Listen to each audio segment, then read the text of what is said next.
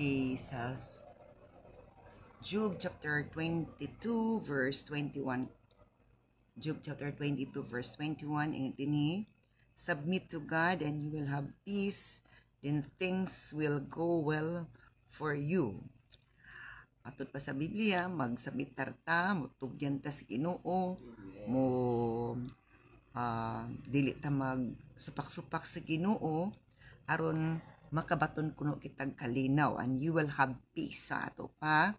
Kung dili ta makig-uyon sa Ginoo, dili ta mo submitar, dili ta mo pailalom sa Ginoo, di ta mo agree sa Ginoo, di kita makabatog kalinaw. Bisan nagtingwaon nato na di nato na angkon tungod kay na ay angay buhaton nato para makapatuntag kalinaw, ug ang kalinaw dili mapatlit bisag asa walay tindahan ng ato ng adtuan.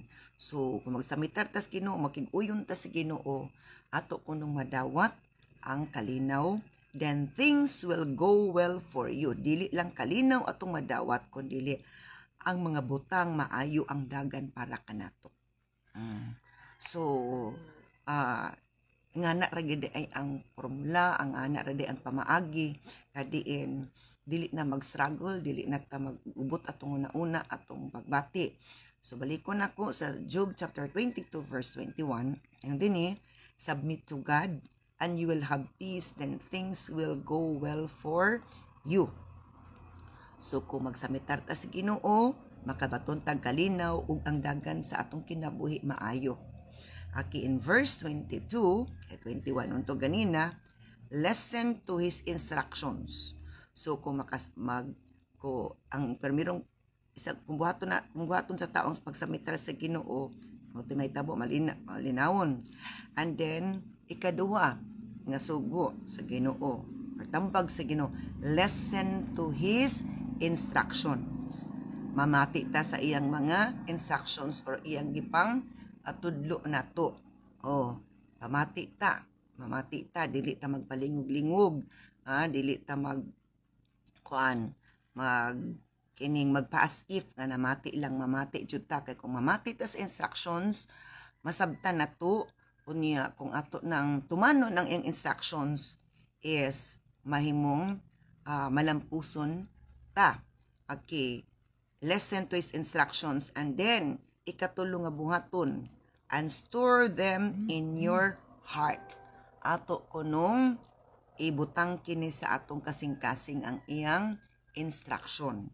So human og pamati, atong ibutang sa atong kasing-kasing, atong timan-an, atong ideposito, atong ibutang sa atong kasing-kasing aron makakaton kita paghigugma niini ug dili kini malangkat, dili kini mawala sa atong kaugalingon. Kay nga naman mao kini ang maghatag kanato og kalig-on, maghatag nato og kaalam, maghatag nato og salabutan nga diin maayo ang atong pagpanabot sa matag adlaw nga tanan, aron nga makatabang usab kita sa uban sa pagpasabot nga ingana ang buhaton. Kay dili man ta ka tabang pagpasabot kung ang atong kasing-kasing una gubot. So naay mga formula nga atong madawat na kung magbasa ta sa pulong sa Ginoo, kay naa diri ang mga panghimangno ni Lord, ang mga sugo ni Lord. So ingana no. And then yung dinhi nga kining if you return to the Almighty, kung mubalik mo sa labang makagagahom, you will be restored. So naay kondisyon nga ang tao nga diin ni laylo na sa Ginoo, ni palayo na sa Ginoo, kay na-deceive sa kaaway, nalingla sa kaaway, matud pa ingon ang Ginoo nga kung mubalik kamo sa Ginoo, you will be restored. So wala mabalik ra gyud, mauli ra ang relasyon ug mauli ang karaan nga pakigsandurot, mabalik ang courage, ang faith, ang pasta ng positibo, ibalik ni Lord. So clean up your life, limpyuhi inyong kinabuhi, limpyuhi imong kinabuhi. So dakan tagbuhaton di ay sa atong kaugalingon para nga nindot ang dagan. Ha? So ingana, di ba, kung ang balay hugaw, kung anam-anam mo na tog limpyo, hinay-hinayon tog limpyo, makita ginato ang ka hapsay kalinaw kanindot. So ingana gyapon sa atong kinabuhi, kinahanglan nga atong hinay-hinayon o kining limpyo aron nga ang Dios mudayon siya o mutabang kanato sa pag fix, pag ayo sa atong kinabuhi ug panginabuhi. Okay, so if you return to the Almighty, so kinahanglan di mo balik jud. If you return sa ato ba conditional siya, kung dili ta mo balik, dili pud ang Ginoo mamugos, pero alkansi jud kaita, kay si Lord ug magkinaunsa man ang tao, as is man si Lord nga Ginoo, dili man siya dili man siya ma-down, dili man siya mautro. Pero ang tao kung biyaan sa Ginoo, kung layo na sa Ginoo, pagkaluoy man gyud. Pagkaluoy bisag asa siya paingon kay mangita siya kalinaw kalipay katagbawan, dili jud niya maangkon kay ang katagbawan kalinaw kalipay ug maayong dagan sa tong kinabuhi kasing una panginabuhi na aramang gid sa Ginoo ang tanan, kay siya may mo bless, siya may mo approve sa atong kining ginabuhat kinaplano dining kalibutan.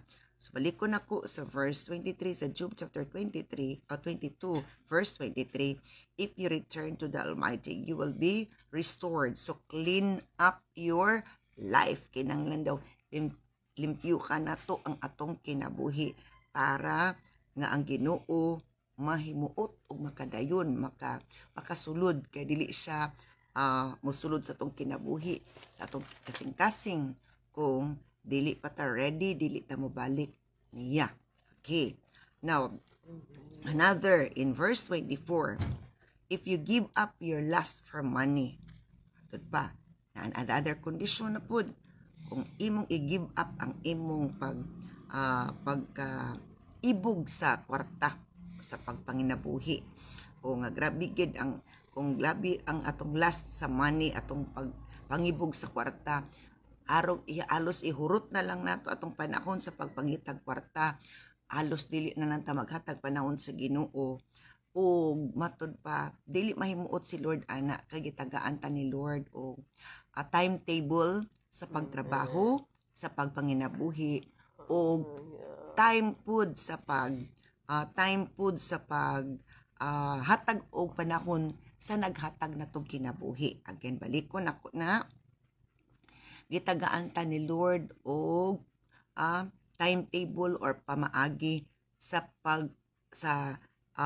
panginabuhi mo na ang atong trabaho, 8 hours to work, and then after that magpahulay, and then sa panahon gitagaan po ta ni Lord og timetable para sa paghatag og panahon sa naghatag natong kinabuhi og panginabuhi. So dili pwede nga magsige na lang to Google sa pagpaningkamot, pagpangitag kwarta. Mo nang in verse 24, if you give up your lust for money and throw your precious gold into the river.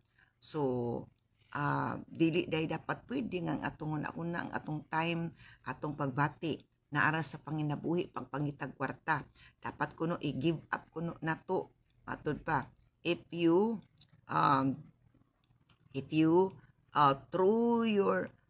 give up your lust for money and throw your precious gold into the river, the Almighty Himself will be your treasure and He will be your precious silver.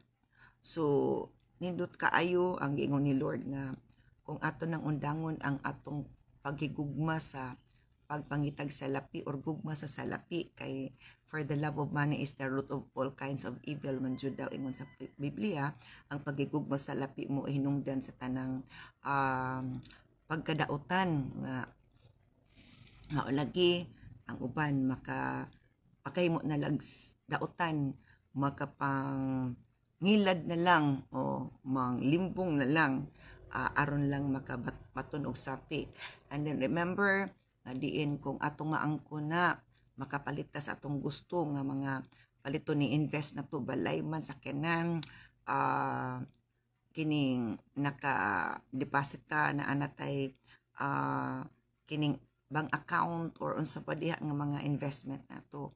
Remember kung si Lord masuko, nakita nato ang dagan sa lain nga dagan sa panahon sa lain nga lugar nga diin ang mga sakyanan, ang mga balay nga nga landslide, nga bahaan wala jud nabilin. So ana nga pag padayag ni Lord sa kamatuoran naghatag ka nato na og salabutan nga diin isa na ang papaagi nga si Lord na suko kay gihurot na lang nato og hatag ang atong panahon sa panginabuhi. Nakita lagi nato atong agi apan mawala ra gyapon ang atong bungas atong agi kung si Lord na suko tungod kay wala gid ta naghatag og panahon niya, wala ta nagpamalandong, wala ta nag tuman sa kasuguan ni Lord nga para makabaton ta og kalinaw og things will go well for us matod pa. Maayo ang dagan sa atong kinabuhi. Wala tay kadlukan sa unahan tungod kay wala man tay nahimong atraso sa Ginoo. Ingana. So gusto ni Lord i-give up nato ang mga butang nga diin nakapakapoy nato, nakapalayo nato sa Ginoo, nakapasuko nato sa Ginoo kay kung siya na mo mukom na sa iyang kasuko, iyan ang ipahamtang ang iyang kasuko sa ato kung dili ta patuo. Grabe ka kuyaw kung si Lord masuko. Grabe ka makalilisang daghan mga among, daghan mga masakit atud pa sa diha nga masuko na siya pag-ayo nato kay wala gid tani patuo. So kung i-give up kuno nato ang atong pagigugma sa lapi ug ato kining and through your precious gold atong ilabay hikling ang mga hamili nato nga bulawan didto sa suba. Throw your precious gold into the river matod pa. The Almighty Himself will be your treasure. He will be your precious silver. So ato pang sa pasabot ana ang imong bililhon nga mga butang kung imong i-give up matud pa ang labaw mo akong mao na imong bahandi ug siya ang imong hamili nga plata. So daghan mga kining instructions ni Lord, mga pahimangno ni Lord nga kung atong buhaton makita nato ang kalainan, masinati nato ang kalainan sa atong kinabuhi nga diin naaraman di ay ni kay ang iyang tambag para sa atong kayuhan. So kung matuman ta niya, matuman ang iyang gipamulong og atong masinati nga diin tinuod kayod dili lang igo nato mabasa mahibaw-an apan masinati nato ang resulta, ang epekto sa iyang mga pulong kung atong tumanon pud ang iyang giingon mo na nga sa tanang nagatuman na sinati na gid nila unsa ang Ginoo, kinsa siya, unsa siya ka makagagahom, unsa siya ka kahibulungan nga Dios busa nagdasig ang Ginoo, nag-awhag ang Ginoo sa matag usa nato nga diin ato siyang sundon, ato siyang tumanon para matuman ang iyang mga gipamulong ug ato jud nga enjoy ang life sumala sa iyang kagustuhan. We could not enjoy life here on earth if we are away from the Lord. No matter how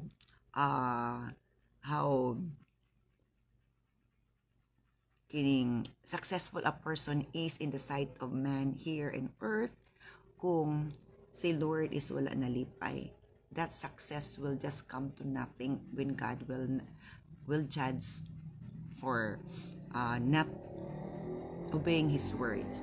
Okay, in verse 26, then you will take delight in the Almighty and look up to God. So ang resulta kuno kung i-give up ang pagigugma sa lapi ug ilabog sa tu suba ang hamili nga bulawan sa tao sa ato pa, iyang ihikling ang mga butang nga precious niya. Iyang ihikling dili niya taga akong gugma pagtagad ang iyang mga butang nga iyang naangkon ining kalibutan na matud pa ug ang Ginoo na iyang bahandi. Then you will take delight in the Almighty. Magkalipay ka na diya sa Ginoo. So dili ka magaguol sa ato ba, malipayon ka ngudot-dot sa Ginoo, malipayon ka mga lagad sa Ginoo, malipayon ka nga magadayeg, magasimba, magpamalandong kaniya, kay nganuman wala naman kay gikabisihan sa pagpanginabuhi, imo naman gitagaan og pagtagad ang naghatag og kinabuhi nga mao ang Ginoo, and He will be your and basta na ko verse 26 balik. Then you will take delight in the Almighty and look up to God. Magkalipay ka diya sa labang makagagahom ug siya na ang imong pagatutukan, dili na ang panginabuhi, dili na ang pagpangitag kwarta, dili na ang pagkabisin na ning kalibutan nga na nahago pag-ayo imong lawas apan ang abot usahay dili ra makabayad sa kahago nimo. O tungod kay si Lord wala na lipay. So ingana gid atong bantayan no. Matod pa sa Hagay, pamalandungin ninyo, nagpugas mo daghan apan ni ani mo gamay. Tungod kay wala kamo nagtagad sa akong balay, wala kamo nagsimba, wala kamo nagtagad nga makabalik ang inyong mabalik ang inyong pagpamuhat sa bulhaton matod pa. Okay, and then, gawas pa ana, matod pa sa verse 27, you will pray to Him.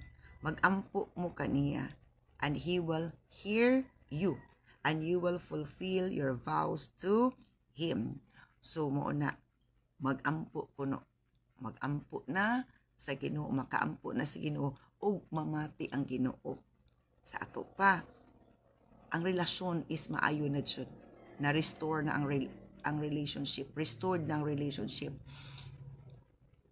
makaampo na sa Ginoo, musugotag sa dili, ilid ka sa Ginoo pag-ampo, dili lang sa panahon sa pag-ampo ko, dili na panahon nga diin ipaampo jud ka ni Lord, kay needed ka nga mag-ampo, kay naay nagkinanglan sa mga pag-ampo, or needed kinanglan ka sa Ginoo kay gusto si Lord makig-istorya nimo, gusto si Lord maminaw nimo. So ingana nga mga sitwasyon. So you will pray to Him and He will hear you. You will fulfill your vows to Him. Og imong pagatumanon ang imong panaad ngadto kaniya. So ingana magka-closer ang relationship kung magsamitar ta sa Ginoo, maminaw tas ang instructions ug atong ibutang ang iyang mga pulong sa atong kasing-kasing, kay ingana ta naga-respond ni Lord, nagatuma ni Lord, hatag og pagtagad sa Ginoo.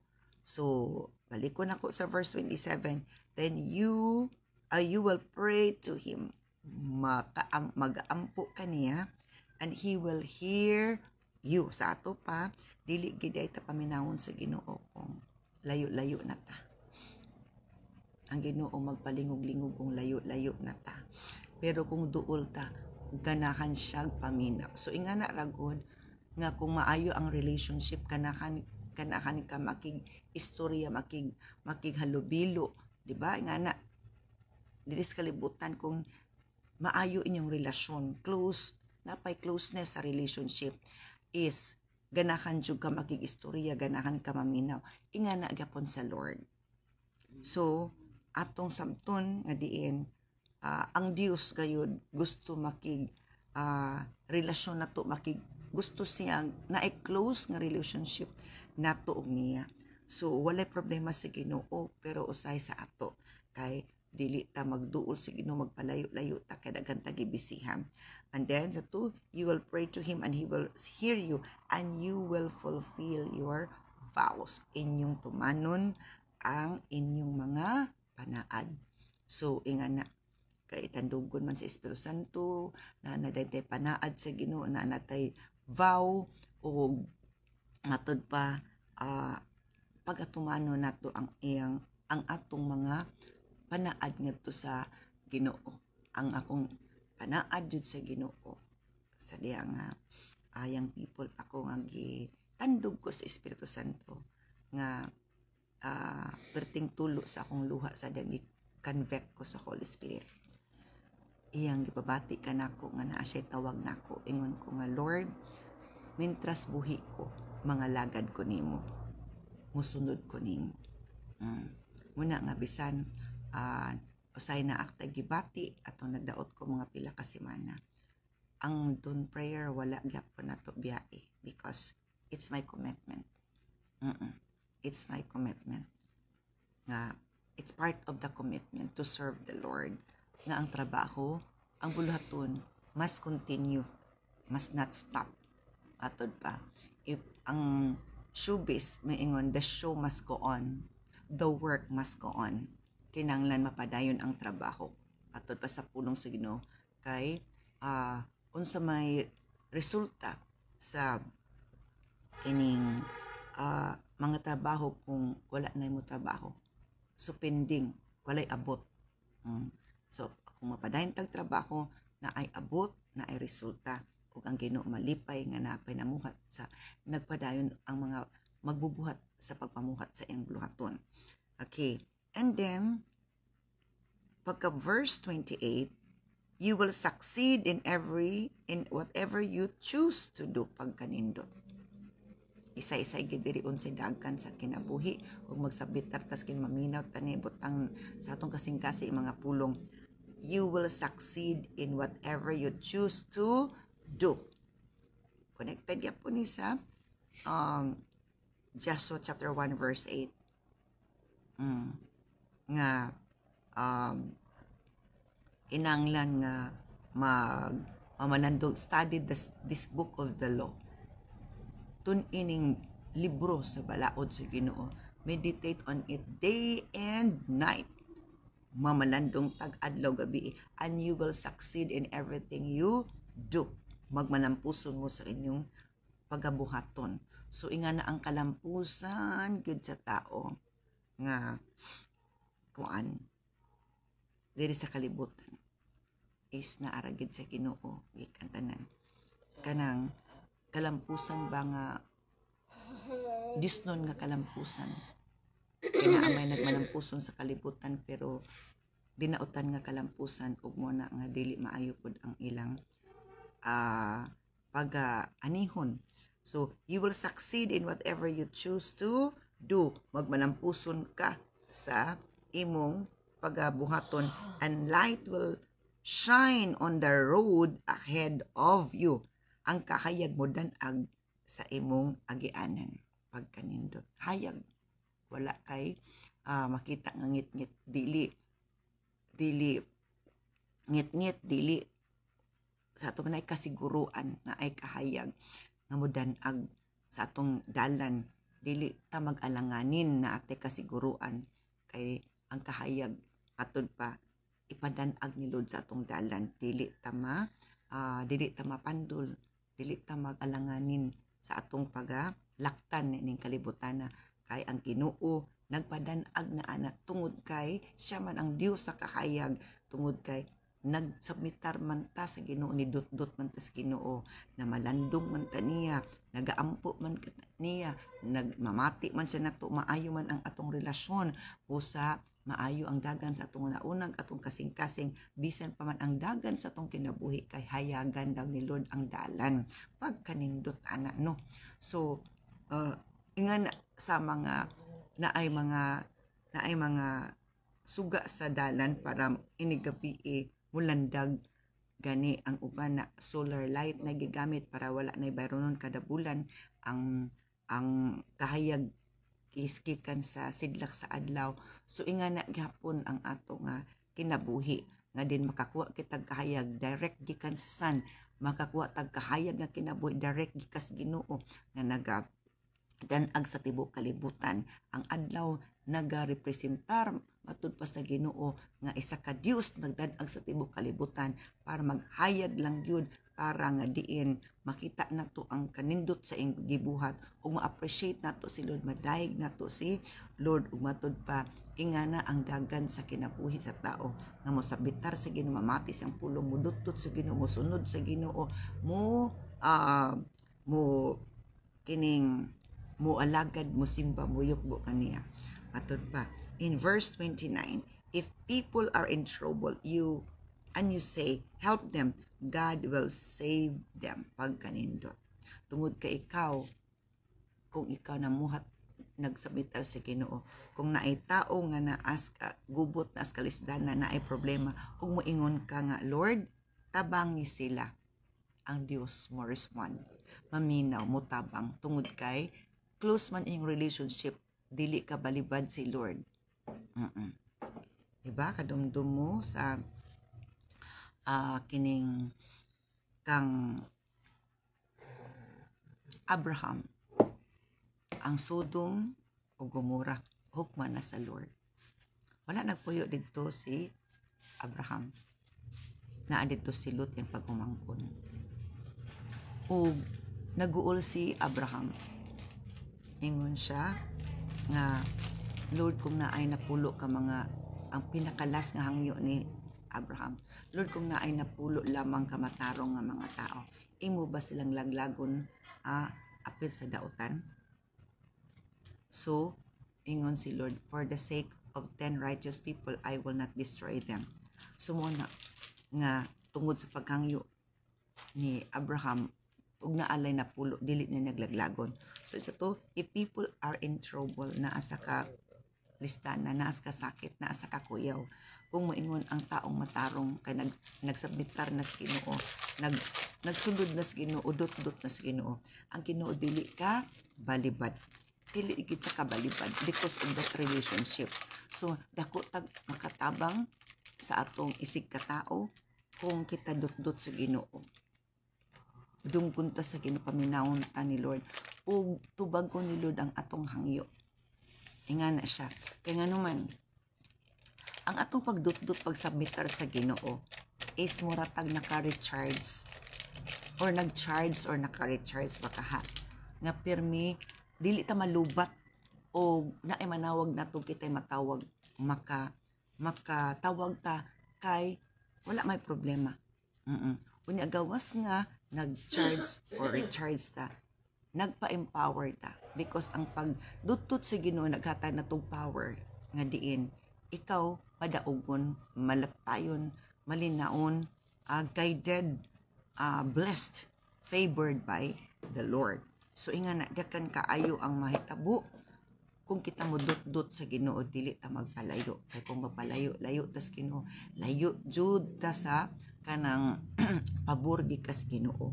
So if people are in trouble, you say help them and God will save them. Luwason sila sa Ginoo. Okay, in verse 30, the last verse, even sinners will be rescued. They will be rescued because your hands are pure. Bisan ang makasala maluwas. Tungod ka, they will be rescued, maluwas sila because your hands are pure. Maluwas sila tungod kang imong mga kamot putli, hinlo. So ingana makatabang ta sa uban kung kita magampu mga itabang sa Ginoo kay ang matud pa ang kamot kuno is putli, hinlo, walay gibuhat nga dautan.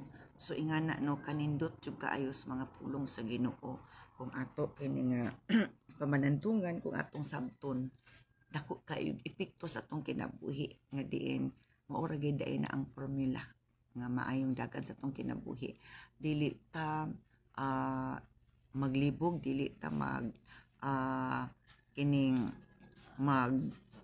kuan sa atong una-una naatay stability sa atong una-una nga diin ang Dios gayud ang nagapamuhat kung mudutot tas Ginoo magsabitar ta sa Ginoo. So I am hoping nasabtan nato ang pulong sa Dios. I am hoping nga usab mi target kita sa Ginoo mo maminaw tan ibutang nato ang mga pulong sa tong kasing-kasing para nga mo take effect ang giingon niya ug atong masinati ug kini makapadot-dot nato sa Ginoo pag-ayo makapalipay sa Ginoo ayo nga din ingana ta ni respond sa iyang pulong ingana ta nakasabot og ni respond og malipay si Lord sa iyang mga anak nga nagpaduol sa iya ha. Nalipay siya nga diin na ay nitungan niya, wala ni supak niya. So dalaygon ang Ginoo, salamat sa iyang kaayog ug magrasya nga kanunay gayud naga pasidaan nato sa mga pulong aron nga dili ta mahimong apildido, dili ta mahimong alaot kun dili mabungakon malampuson malipayon ta. So ang Dios magapanalangin magampot ta dalaygon ka Lord sa katapusan sa imong dayag ka namo sa imong mga plano katuyuan sa among kinabuhi nga gusto nimo nga kami magmanampuson malinawon o Dios. Adol ang tanang planos kaawa dili magmanampuson o Lord God nga mosakmit sa imong mga pulong, mopalayo sa imong mga katawhan. Hallelujah, diha kanimo kun dili ang imong kabubuton kay may matuman, O Lord God. I rebuke the spirit of witchcraft, the spirit, O Lord God, of deception, the spirit, O Lord God, hallelujah, of the enemy that will prevent your people, O Lord God, to obey you, Lord. Dili magmalampuson, O Diyos. Salamat, sanctify, and bless your words that we have heard from you this morning, O Lord God. And bless us, O Lord God, this day of worship. Bless your people this day of worship, that your name be honored and be glorified, that your people will be in your house, O Lord God. Hallelujah. To hear you, O Lord God, in the name of Jesus Christ of Nazareth, and to worship you in spirit and in truth. Amen. Hallelujah.